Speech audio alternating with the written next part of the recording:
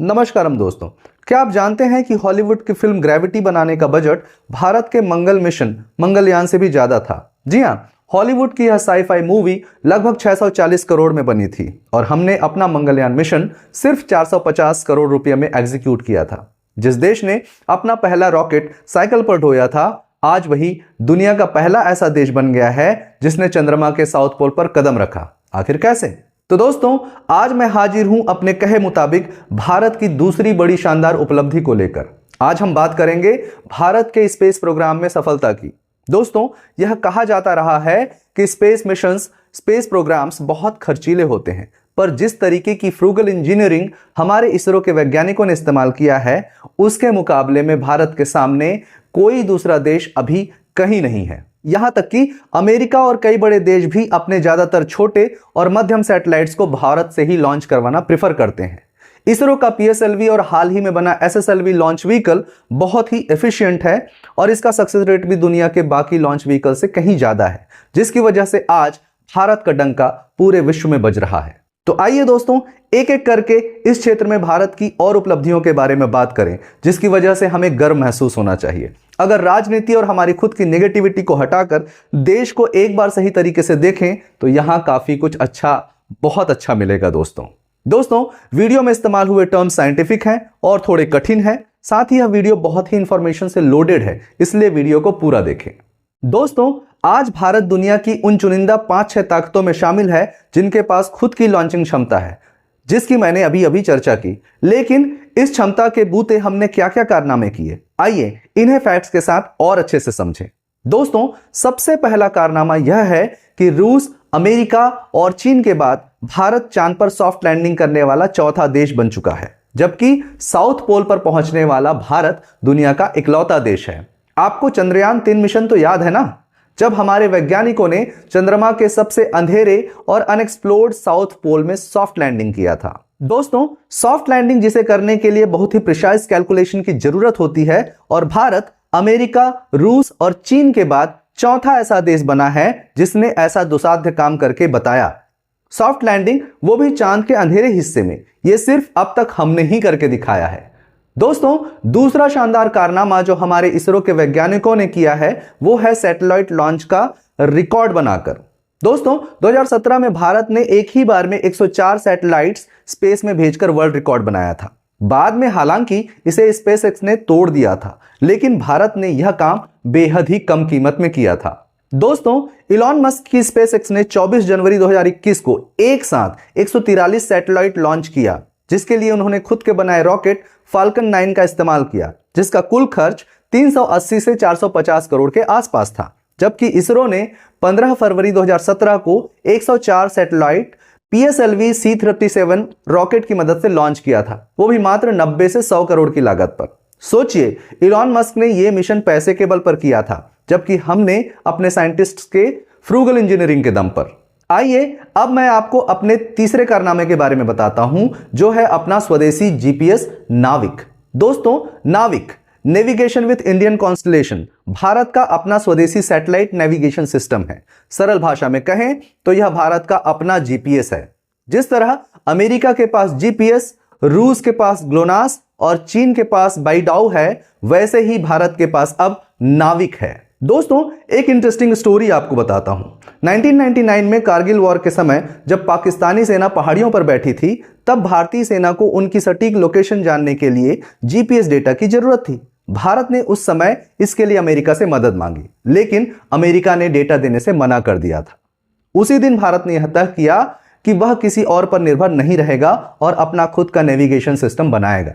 दोस्तों, नाविक में कुल 7 सैटेलाइट्स का समूह है, जो न केवल पूरे भारत को कवर करता है, बल्कि भारत की सीमाओं से लगे 1500 किलोमीटर दूर तक के क्षेत्र को भी कवर करता है। और इंटरेस्टिंग बात यह है कि नाविक अमेरिका के जीपीएस से ज्यादा सटीक होने का दावा भी करता है। जहां जीपीएस की सटीकता 20 मीटर तक की है, वहीं नाविक 5 से 10 मीटर तक की सटीक जानकारी दे सकता है। ऐसा इसलिए है क्योंकि नाविक डुअल बैंड L और S बैंड का उपयोग करता है। दोस्तों बहुत ही जल्द हम जीपीएस की जगह अपने नाविक सिस्टम का उपयोग अपने फोन्स में करते दिखेंगे।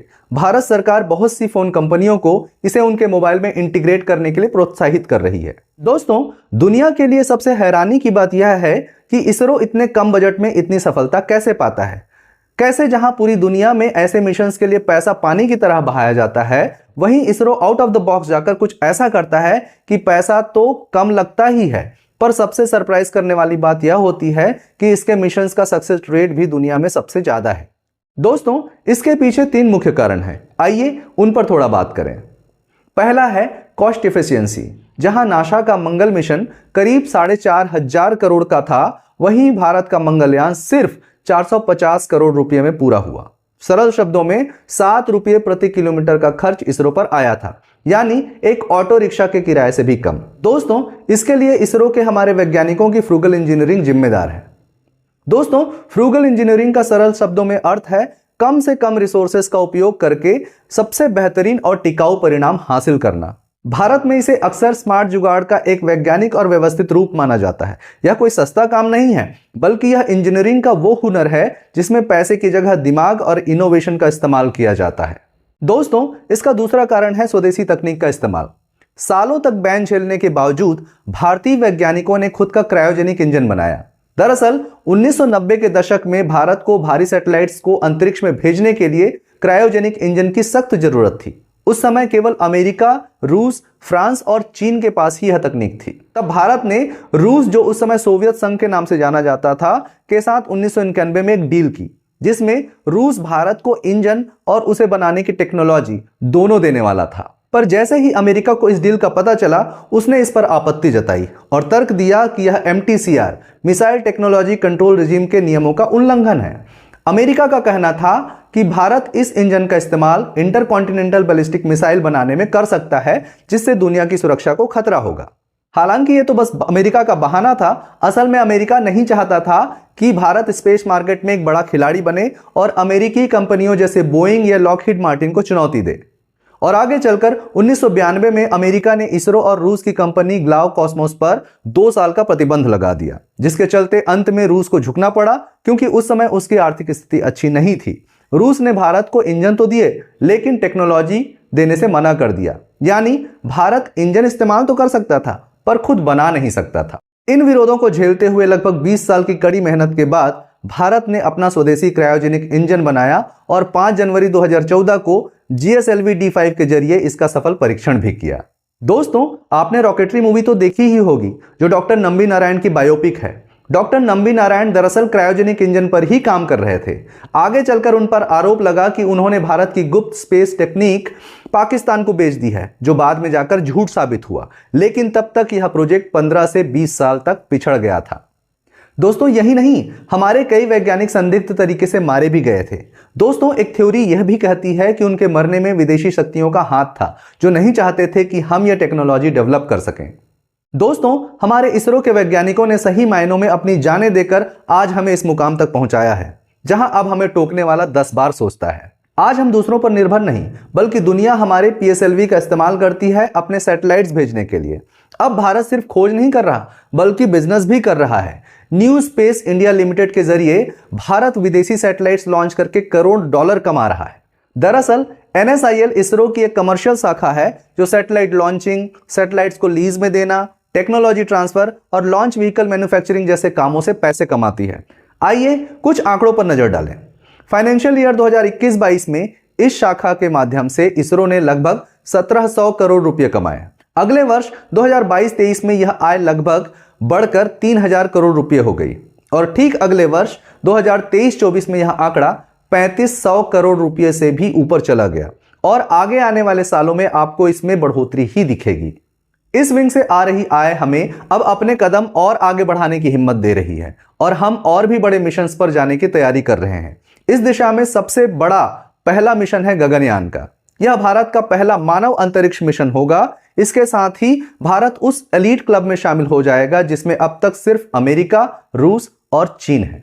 दोस्तों गगनयान मिशन के तहत 3 भारतीय अंतरिक्ष यात्रियों, जिन्हें व्योम मित्र कहा जा रहा है, को पृथ्वी की निचली कक्षा में भेजा जाएगा, जहां ये पृथ्वी से 400 किलोमीटर ऊपर 3 दिन बिताएंगे और अंत में मिशन का अंत हिंद महासागर में सुरक्षित लैंडिंग के साथ होगा।